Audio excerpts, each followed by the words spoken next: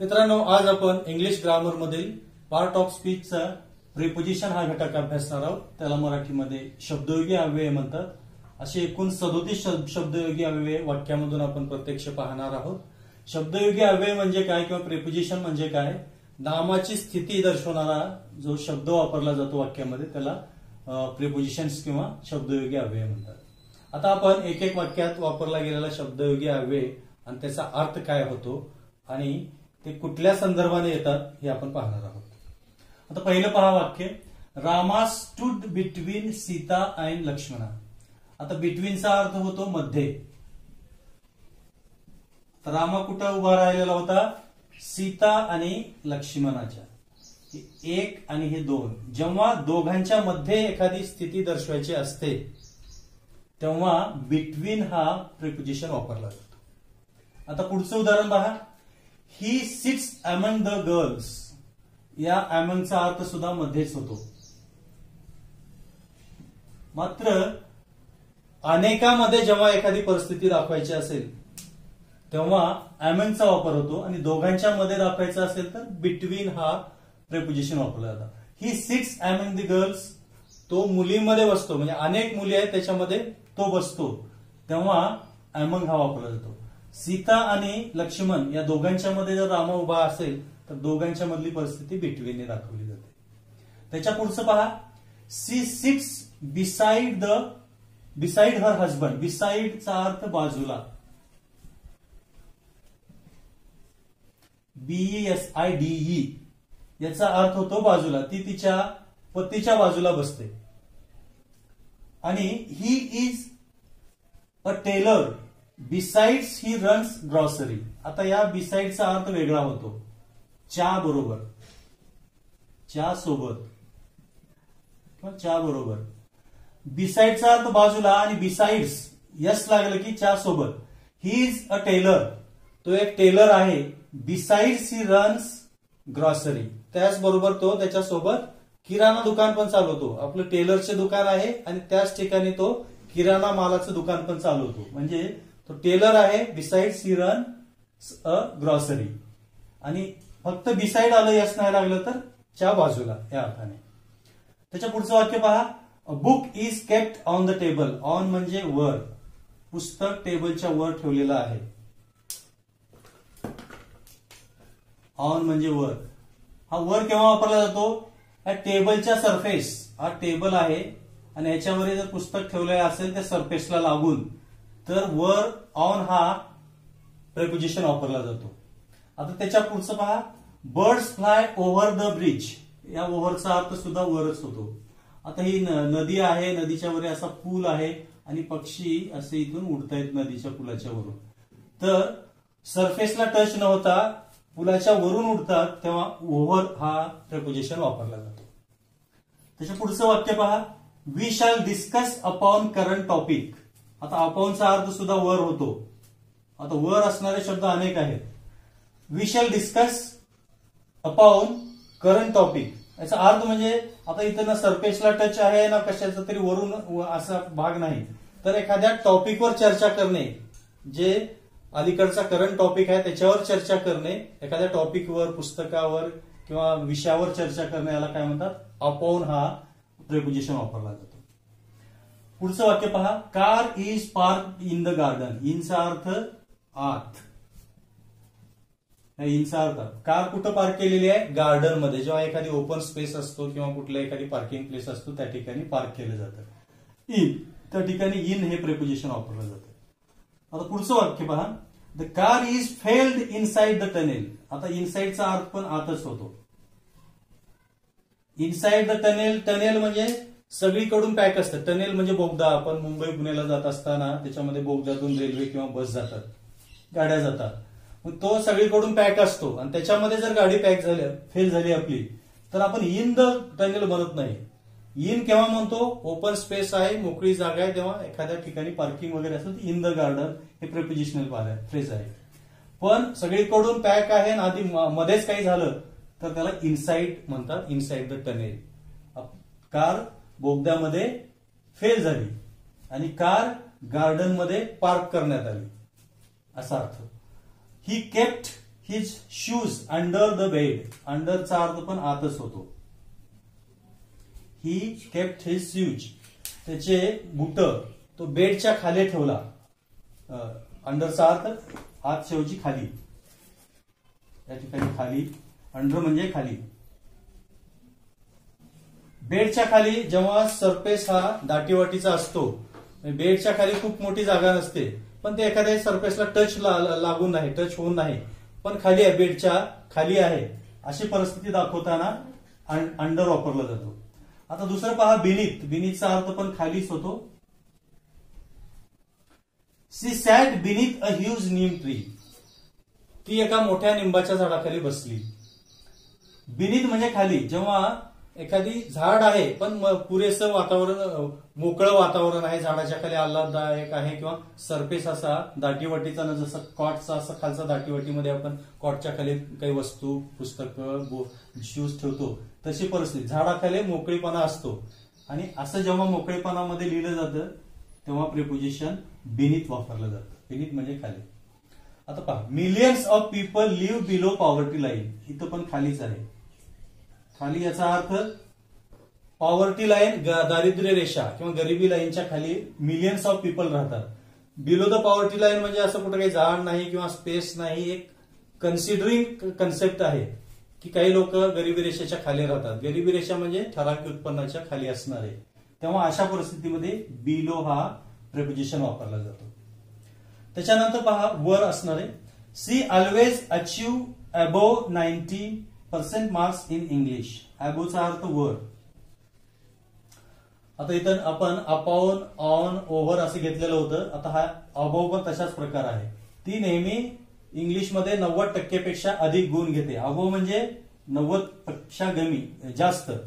अशा परिस्थितीमध्ये बिलो आणि अबोव्ह एक मार्क, एक रेंज, एक उत्पन्न, एक ठराविक सीमा याच्या वर किंवा खाली दाखवण्यासाठी, वर दाखवण्यासाठी अबोव्ह आणि खाली दाखवण्यासाठी बिलो असं वापरलं जातं. आता हे पहा, look, they looked down upon. याचा अर्थ दोन, लुक डाऊन एक आणि अपॉन असे दोन प्रिपोजिशन एकत्र वापरले जातात. त्याचा अर्थ वेगळा आहे. तुच्छतेने पाहण्यासाठी, तुच्छतेने पाहणे याचा अर्थ होतो. ते माझ्याकडे तुच्छतेने पाहत होते, याला काही येत नाही, हा गरीब आहे, किंवा अशा पद्धतीने जेव्हा आपण एकाकडे पाहतो तेव्हा दे लुक्ड डाऊन अपॉन असं म्हणतो आपण. त्याच्या पुढे दे वेंट थ्रू बुशेस. थ्रूचा अर्थ मधून जाणे, मधूनचा अर्थ एखाद्या परिस्थिती, एखाद्या खडतर परिस्थितीतून. बुशेस म्हणजे झाडं झुडपं आहेत, खडतर परिस्थिती आहे किंवा जंगल आहे, अशा मधून जात असताना आपण काय म्हणतो, went through bushes. She went with her friend. आता विथ म्हणजे च्या सोबत, ती तिच्या मित्राच्या सोबत गेली. With. We have been travelling since yesterday. आता सिन्स म्हणजे पासून, आम्ही कालपासून. आता have been perfect continuous tense मध्ये वापरलं जातं सिन्स आणि for. We have been travelling since yesterday. कालपासून म्हणजे पॉइंट. आता पासून म्हणजे काय, पॉइंट पासून, पॉइंट ऑफ टाइम पासून वापरलं जातं. पॉइंट ऑफ टाइम म्हणजे कालपासून आम्ही सारखं ट्रॅव्हलिंग करत आहोत. आता दुसरा पहा, we have been studying for last 2 hours. आता इथं फॉर म्हणजे पासूनच होतो. हा फॉरचा अर्थ काय, period of time. Period of time किती पिरियड झाला, 2 तासापासून आम्ही, हा पिरियड आहे, 2 तास, 2 महिने, 2 वर्ष, असा एक्झॅक्ट पिरियड दाखवला जातो तेव्हा फॉर वापरलं जाते. आणि point yesterday, last year, from, since last year, since yesterday, since last week असं म्हणतो तेव्हा सिन्स वापरलं जातं. पुढचं पहा, ही लिव्हज इन मुंबई. इनचा अर्थ मध्ये, तो मुंबईमध्ये राहतो. जेव्हा मोठी सिटी, मेट्रोपॉलिटन सिटी असते तेव्हा इन वापरला जातो. ही लिव्हज इन मुंबई, दिल्ली, कोलकाता, मद्रास, असं, बेंगलोर. त्याच्यानंतर पुढचं, दे लिव्ह एट चंद्रपूर. आता एट मध्ये, एटचा अर्थ सुद्धा मध्येच होतो. ते कुठे राहतात, चंद्रपूरमध्ये. चंद्रपूर असं काही फार मोठी मेट्रोपॉलिटन सिटी नाही, छोटस शहर, टाउन किंवा विलेज असेल तर आपण एट वापरतो. She works in CBSE school. ती सीबीएसई स्कूल. आता इथं याच्या इन सुद्धा मध्येच होतो. मात्र हा इन कसा आहे, she works in CBSE school, ती सीबीएसई स्कूलमध्ये किंवा he works in private limited company, एका प्रायव्हेट लिमिटेड कंपनीमध्ये काम करतो. इन मध्ये काम करण्यासाठी. स्कूल बिगिन्स इन जून, शाळा जून मध्ये सुरू होतात. आता अलीकडे उशीर झालाय, पण जनरली शाळा केव्हा चालू होतात, स्कूल बिगिन्स इन जून म्हणजे जून मध्ये चालू होतात, इन मध्ये या अर्थाने. Train arrives eight 6 o'clock. आता 8 चा अर्थ च्या वेळी, कोणत्या वेळी येते, ट्रेन कम्स एट 6 o'clock म्हणजे 6च्या वेळेला येते ती दररोज. म्हणजे 6 म्हणजे एक्झॅक्ट 6 नाही, पण तिचा एक्झॅक्ट टाइम माहित नसेल, पण तिचा टाइम 6चा आहे ट्रेन येण्याचा. पण कधी 6:01 6:02 किंवा 6ला 1-2 मिनिट कमी असताना, पण 6च्या दरम्यान जेव्हा येते किंवा 6चा टाइम दिलेला आहे पण त्या टाइमच्या जवळपास येते, अशा वेळेला 8 हे वापरलं जातं. परंतु ऑन टाइम म्हटल्याच्या नंतर सी केम ऑन टाइम, ती वेळेवर आली. ऑन टाइम म्हणजे दिलेल्या वेळेवर, त्याला ऑन वापरलं जातं. दिलेल्या वेळेवर येण्याला on time. The bus left by 4 PM. आता बाय वापरल्याच्या नंतर एक्झॅक्ट टाइम येतो. एक्झॅक्ट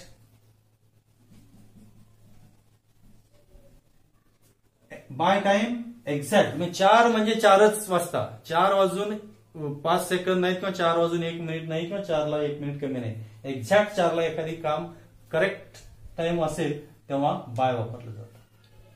त्याच्यानंतर ही केम फ्रॉम पुणे. फ्रॉमचा म्हणजे अर्थ पासून, कुठून, कुठून आला, कुठपासून आला तो, पुण्याहून आला. कुठून आला जर असं सांगायचं असेल एखाद्याला तर ही केम फ्रॉम पुणे, तो पुण्याहून आला. She left for Mumbai. आता ती कुठे गेली सांगायचं असेल तर लेफ्ट फॉर वापरलं जातं. आणि आली म्हणण्यासाठी came from, left for came from हे लक्षातच ठेवायचं. ही जम्प्ड इंटू द रिव्हर. तो नदीमध्ये उडी मारला. आता इंटू केव्हा वापरलं जातं, एखाद्या परिस्थितीतून दुसऱ्या परिस्थितीत जात असताना. आता इंटू, आता आपण जमिनीवर आहोत आणि जमिनीवरून आपण पाण्यामध्ये किंवा नदीमध्ये उडी मारत आहोत, तर जमिनीवरून दुसऱ्या स्पेस ह्याच्या सरफेसमध्ये जाणे, पाण्याच्या ठिकाणी जाणे, याला म्हणजे सॉलिड आणि लिक्विड मध्ये जाणे, सॉलिड मधून लिक्विड मध्ये जाणे किंवा बाहेरच्या परिस्थितीतून आजच्या परिस्थितीमध्ये जाणे, याला इंटू म्हणतात. किंवा इंटू आणखीन she entered into the cinema hall. एखाद्या सिनेमागृहामध्ये आपण जातो तेव्हा बाहेरून मोकळ्या जागेतून किंवा बाहेरच्या मार्केटमधून किंवा शहरामधून आपण एखाद्या थिएटरमध्ये आपण एखाद्या विशिष्ट कामासाठी जातो तेव्हा त्याला इंटू वापरलं जातं. She swam across the river.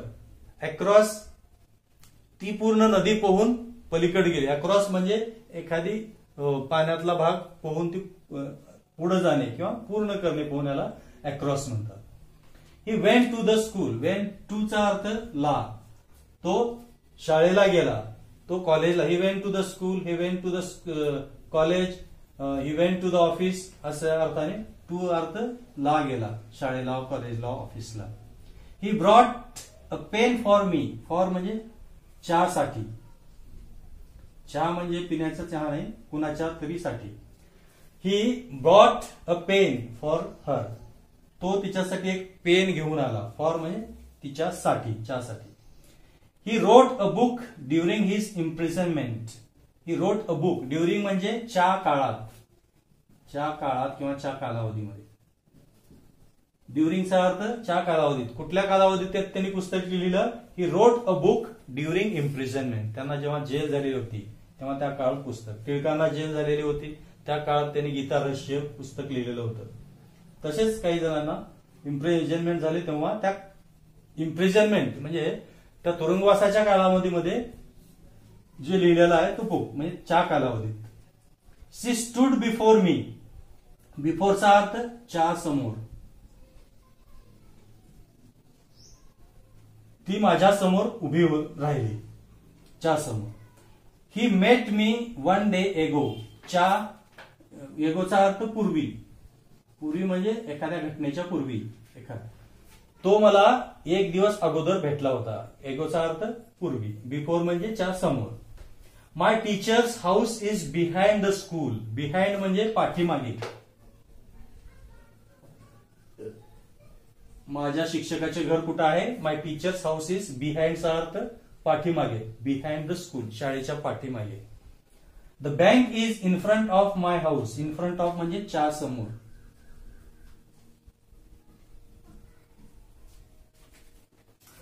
The bank is in front of my house, माझ्या घराच्या समोर. इन फ्रंट ऑफ म्हणजे च्या समोर. They reached behind the river. Reached म्हणजे पलीकडे पोहोचणे. बिहाइंड म्हणजे पलीकडे पोहोचणे.